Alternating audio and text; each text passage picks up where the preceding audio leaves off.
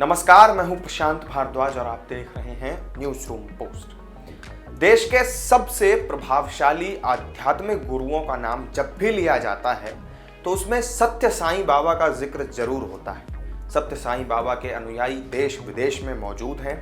आम लोगों के साथ ही कई बड़े बड़े नेता और अभिनेता भी इनके दरबार में अक्सर हाजिरी लगाते रहे हैं। महान क्रिकेटर सचिन तेंदुलकर भी सत्य साईं बाबा को बहुत मानते थे।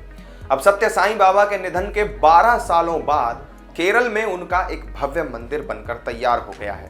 राजधानी तिरुवनंतपुरम के पास थोन्नाक्कल के सैर ग्राम में निर्मित ये दुनिया का पहला सत्य साईं बाबा मंदिर है।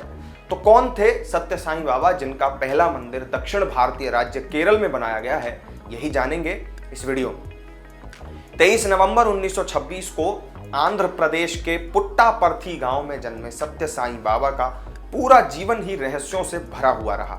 उनके भक्त उन्हें चमत्कारिक पुरुष कहते थे, हालांकि उनके विरोधी उन्हें ढोंगी कहा करते थे। सत्य साईं में आस्था रखने वाले लोग केवल भारत में ही नहीं बल्कि दुनिया भर के देशों में मौजूद हैं। आज दुनिया के 148 देश ऐसे हैं जहां पर सत्य साईं केंद्र स्थापित हैं और भारत में भी कई साईं संगठन हैं जो बाबा के संदेशों के प्रचार प्रसार में जुटे हुए हैं।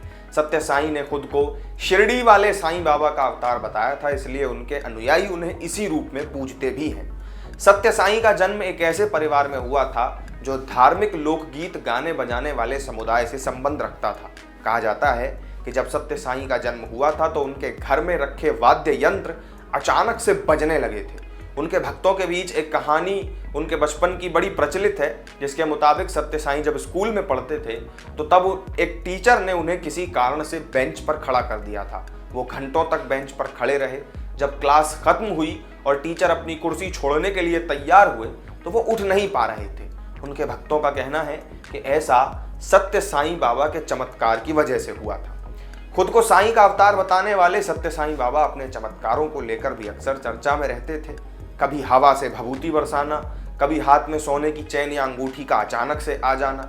ऐसे कई चमत्कार थे जिससे कि उनके भक्त उनसे काफी प्रभावित रहते थे। हालांकि कुछ लोग इन सब चीजों को हाथ की सफाई कहते थे। सत्य साईं बाबा अपने प्रवचनों में अक्सर कहा करते थे कि मैं देह स्वरूप नहीं हूं, मैं आत्मा स्वरूप हूं, मुझे देह मानने की भूल मत करो। उन्होंने अपने पुनर्जन्म की भी भविष्यवाणी पहले ही कर दी थी।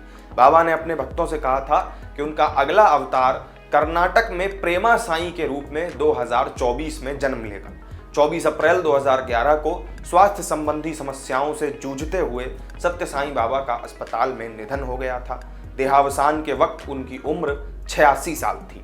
साल 2011 में जब सत्य साईं बाबा का निधन हुआ था तो उनकी संपत्ति लगभग 40,000 करोड़ रुपए के आसपास से थी। उनके निधन के बाद इस संपत्ति को लेकर खींचतान भी देखने को मिली थी। सत्य साईं बाबा दुनिया भर में जरूर एक बड़ी शख्सियत थे, लेकिन उन पर कई गंभीर किस्म के आरोप भी लगाए गए थे। तो ये थी सत्य साईं बाबा से जुड़ी पूरी जानकारी। इस वीडियो में मेरे साथ फिलहाल इतना ही। आपको जानकारी पसंद आई हो तो वीडियो को लाइक करें, शेयर करें और चैनल को अगर सब्सक्राइब नहीं किया हो तो जरूर कर लें। फिर मिलेंगे एक नई वीडियो में नई जानकारी के साथ। तब तक के लिए दीजिए इजाजत। नमस्कार।